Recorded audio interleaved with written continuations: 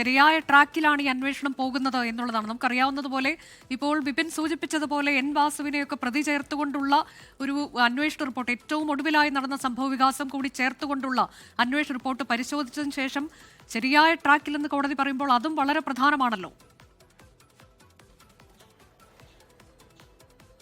അതെ, അന്വേഷണം ശരിയായ ദിശയിൽ തന്നെ മുന്നോട്ട് പോകുന്നു എന്നുള്ളതാണ് കോടതിക്ക് ബോധ്യപ്പെട്ടിരിക്കുന്നത്. അതായത് ഇതുവരെയുള്ള അന്വേഷണത്തിൽ പൂർണ്ണ തൃപ്തി ഹൈക്കോടതി രേഖപ്പെടുത്തുകയാണ്, ദേവസ്വം ബെഞ്ച് രേഖപ്പെടുത്തുകയാണ്. അങ്ങനെ വരുമ്പോൾ ഒരു പക്ഷേ ഇനിയിപ്പോൾ അറിഞ്ഞതുപോലെ തന്നെ ശാസ്ത്രീയമായിട്ടുള്ള പരിശോധനയ്ക്ക് അനുമതി നൽകിയേക്കാം.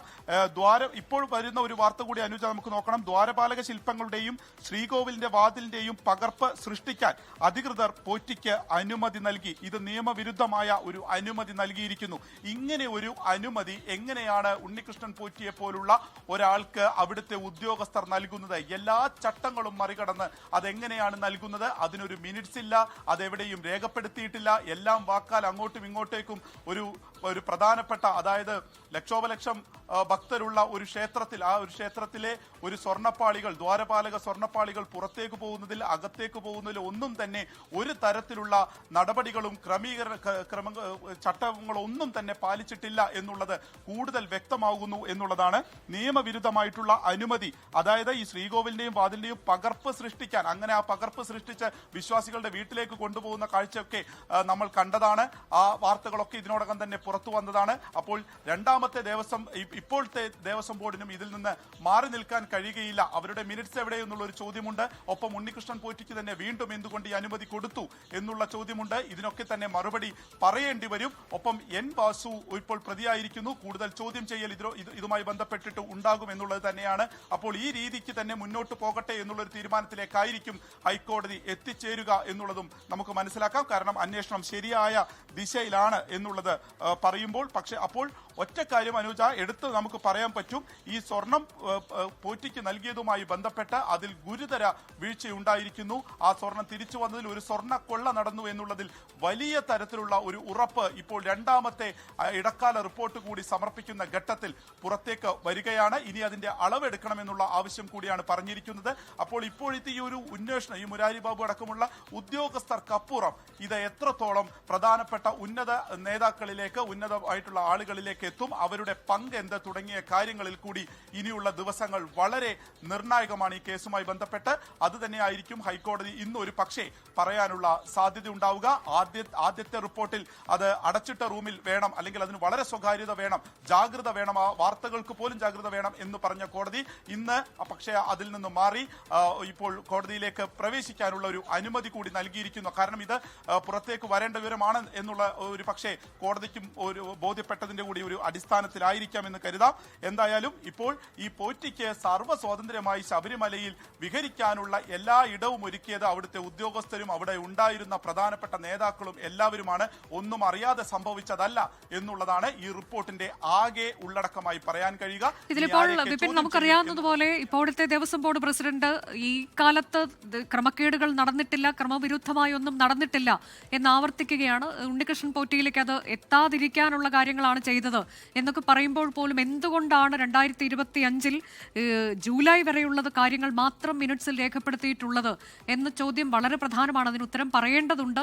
ഒപ്പം തന്നെ മുൻപ് കോടതി നടത്തിയ ഒരു പരാമർശം 2019 ക്രമക്കേടുകൾ മറയ്ക്കാൻ വേണ്ടിയാണോ ഇപ്പോൾ ശ്രമം നടന്നിട്ടുള്ളത് എന്ന പരാമർശം. അപ്പോൾ ഈ മിനിറ്റ്സിൽ കാര്യങ്ങൾ രേഖപ്പെടുത്തിയിട്ടില്ല, പുതിയ കാര്യങ്ങൾ എന്നൊക്കെയുള്ളത്, ഇതെല്ലാം കൂടി കൂട്ടിച്ചേർത്ത് വെച്ച് വായിക്കേണ്ടതാണോ വിപിൻ? തീർച്ചയായും ഈ 2019 ഉള്ളത് മറച്ചു വെക്കാനാണോ ഇപ്രാവശ്യം വീണ്ടും ഉണ്ണികൃഷ്ണൻ പോറ്റിയെ തന്നെ ഏൽപ്പിച്ചത് എന്നുള്ള ഒരു സംശയ ദൃഷ്ടി നിലനിർത്തിക്കൊണ്ട് തന്നെയാണ്, അങ്ങനെ ഒരു സംശയമുനയിൽ ഇപ്പോഴത്തെ ദേവസ്വം ബോർഡിനെ നിർത്തിക്കൊണ്ട് തന്നെയാണ് ആദ്യത്തെ റിപ്പോർട്ടിന്റെ സമയത്ത് ഹൈക്കോടതി പറഞ്ഞത്. അതിനെ കൂടുതൽ വ്യക്തമാക്കുന്ന രീതിയിലാണ് ഇപ്രാവശ്യം വന്നിരിക്കുന്നത്. ഇവരൊക്കെ തന്നെ നമുക്ക് ഈ കേസ് അനുവദിച്ച് ആദ്യം മുതൽ തന്നെ പരിശോധിച്ചു കഴിഞ്ഞാൽ പരസ്പരം പഴിചാരുക എന്നുള്ളതിനപ്പുറമായി ആർക്കും ഒന്നും അറിയില്ല എന്നുള്ള ഒരു നിലയായിരുന്നു ഇവരൊക്കെ എടുത്തുകൊണ്ടിരുന്നത്. ഒരാളോട് ചോദിക്കുമ്പോൾ അപ്പോൾ ഞാൻ വന്നത് ഒക്ടോബറിലാണെന്ന് പറയുന്നു, മറ്റാൾ അത് ആദ്യത്തെ ദേവസ്വം ബോർഡിന്റെ സമയത്താണെന്ന് പറയുന്നു. ഇവരൊക്കെ അറിയില്ല എന്ന് പറഞ്ഞതിലാണ് ഇപ്പോൾ തെളിവുകൾ ഓരോന്നായി പുറത്തുവിടുന്നത്. മിനിറ്റ്സ് എവിടെ? ഇവിടുന്ന് ശബരിമല പോലുള്ള ഒരു ക്ഷേത്രത്തിൽ നിന്ന് സ്വർണം പുറത്തേക്ക് കൊണ്ടുപോകുമ്പോൾ പാലിക്കേണ്ട നടപടികളെല്ലാം തന്നെ ഉൾക്കൊള്ളേണ്ട, അതിൽ ഒപ്പിടേണ്ട ആളുകൾ ഒപ്പിട്ട മിനിറ്റ്സ് എവിടെ എന്നുള്ള ഒരു ചോദ്യത്തിന് മറുപടിയില്ല. അങ്ങനെ ഒരു മിനിറ്റ്സ് തന്നെ ഇപ്പോൾ ഇല്ല എന്നുള്ളത് ഇപ്പോൾ കൂടുതൽ വ്യക്തമാവുകയും ചെയ്തിരിക്കുന്നു. അങ്ങനെയാണെങ്കിൽ അപ്പോൾ വാക്കാൽ മാത്രമുള്ള ഒരു ഗീവ് ആൻഡ് ടേക്ക് എന്നുള്ള രീതിക്കായിരിക്കും ഉണ്ണികൃഷ്ണൻ പോറ്റിക്ക് ഇത് കൊടുക്കുകയും അത് തിരിച്ചു വരികയും ചെയ്യുക. അത് പല പല ഭാഗങ്ങളിലേക്ക് പോകുന്നു, സ്മാർട്ട് ക്രിയേഷനിലേക്ക് പോകുന്നു. അവിടെ സ്വർണ്ണമൊരുക്കാൻ കഴിയില്ല എന്നുള്ളത് ബോധ്യപ്പെട്ടിട്ട് പോലും അവിടെ അവർക്ക് പ്രത്യേകമായി തന്നെ അതിനുള്ള സജ്ജീകരണങ്ങൾ ഒരുക്കുന്നു. ഇങ്ങനെ അടിമുടി ദുരൂഹമായിട്ടുള്ള ഒരു കേസായി ആദ്യം മുതൽ തോന്നുന്ന സ്വർണ്ണക്കൊള്ളയിൽ കൂടുതൽ വ്യക്തത ഇപ്പോൾ വരികയാണ്. അതിന് കുറച്ചുകൂടി ക്ലാരിറ്റി വരികയാണ്. അവിടെ പോറ്റിക്ക് എല്ലാ സ്വാതന്ത്ര്യവും നൽകി അവർ മാറി നിൽക്കുകയായിരുന്നു, നമ്മുടെ ഉദ്യോഗസ്ഥർ മാറി നിൽക്കുകയായിരുന്നു. എല്ലാം അറിഞ്ഞുകൊണ്ട് തന്നെ അതിന് പങ്ക് എത്രത്തോളം പറ്റിയിട്ടുണ്ട് തുടങ്ങിയ കാര്യങ്ങൾ കൂടിയാണ് ഇനി വരാനുള്ളത്. ഇതിലിപ്പോൾ നമുക്ക് ഏറ്റവും പുതുതായി ലഭിക്കുന്ന ചില വിവരങ്ങൾ കൂടിയുണ്ട് വിപിൻ. നിലവിലെ ദേവസ്വം ബോർഡിനെതിരെ ഇടക്കാല റിപ്പോർട്ടിൽ ഗുരുതര പരാമർശങ്ങൾ ഉണ്ട് എന്നുള്ളതാണ്. അതിൽ വീഴ്ചകൾ എണ്ണി പറഞ്ഞിരിക്കുകയാണ്. SIT ബോധപൂർവം ബോർഡ് അധികൃതർ ഹൈക്കോടതി ഉത്തരവ് ലംഘിച്ചിട്ടുണ്ട് എന്നുള്ളത് ഉൾപ്പെടെ. അപ്പോൾ ഇത്തവണയും ഇത്തരത്തിൽ ക്രമക്കേടുകൾ നടന്നിട്ടുണ്ട്, അതിന് മറുപടി പറയേണ്ടതുണ്ട് ഈ ഭരണസമിതിയും എന്നതിലേക്ക് SIT എത്തിച്ചേരുകയാണ് അല്ലേ? അതെ, നമ്മൾ നേരത്തെ പറഞ്ഞ പോലെ തന്നെ ഇപ്പോഴത്തെ ദേവസ്വം ബോർഡിനെ ഇതിൽ നിന്ന് മാറി നിൽക്കാൻ കഴിയില്ല. അത് 2019 സംഭവിച്ചതല്ലേ എന്ന് പറഞ്ഞ് മാറി നിൽക്കാൻ കഴിയില്ല എന്നുള്ളത് ഇപ്പോൾ ഹൈക്കോടതി തന്നെ ഈ ഇടക്കാല റിപ്പോർട്ട് അത് പരിഗണിച്ചതിന് ശേഷം പറഞ്ഞിരിക്കുന്നു. 2025 ബോധപൂർവം ബോർഡ് അധികൃതർ ഹൈക്കോടതി ഉത്തരവ് ലംഘിച്ച് ഒരു അടിയന്തര സാഹചര്യം കെട്ടിച്ചമച്ചു എന്നുള്ളതാണ്. ഈ സ്വർണ്ണപ്പാളികൾ പുറത്തേക്ക് കൊണ്ടുപോകേണ്ടതാണ്, ഇതിൽ സ്വർണം മങ്ങിയിരിക്കുന്നു എന്നൊക്കെയുള്ള അടിയന്തര സാഹചര്യം അവിടെ കെട്ടിച്ചമച്ചിരിക്കുന്നു എന്നുള്ളതാണ്. വീഴ്ചകൾ എണ്ണിപ്പറഞ്ഞാണ്, അതായത് ഇപ്പോഴത്തെ ദേവസ്വം ബോർഡിനെതിരെയുള്ള വീഴ്ചകൾ എണ്ണിപ്പറഞ്ഞുകൊണ്ട് തന്നെയാണ് SITയുടെ റിപ്പോർട്ടുള്ളത്.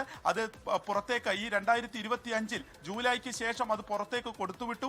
അതിന്റെ ഒന്നും മിനിറ്റ്സുകൾ പോലുമില്ല. ഇങ്ങനെ ഓരോ വീഴ്ചകൾ എണ്ണിപ്പറഞ്ഞുകൊണ്ടാണ് ഇപ്പോൾ SIT റിപ്പോർട്ട് സമർപ്പിച്ചിരിക്കുന്നത്. 2019 മാത്രമല്ല 2025 വരെയും അത് നടന്നിരിക്കുന്നു. അവിടെ ഓരോ കാര്യങ്ങളിലും ഇക്കാര്യത്തിലൊരു കൊള്ള നടന്നിരിക്കുന്നു എന്ന് കൂടുതൽ വ്യക്തമാക്കുന്ന രീതിയിലുള്ള വിവരങ്ങളാണ് പുറത്തു വന്നുകൊണ്ടിരിക്കുന്നത്.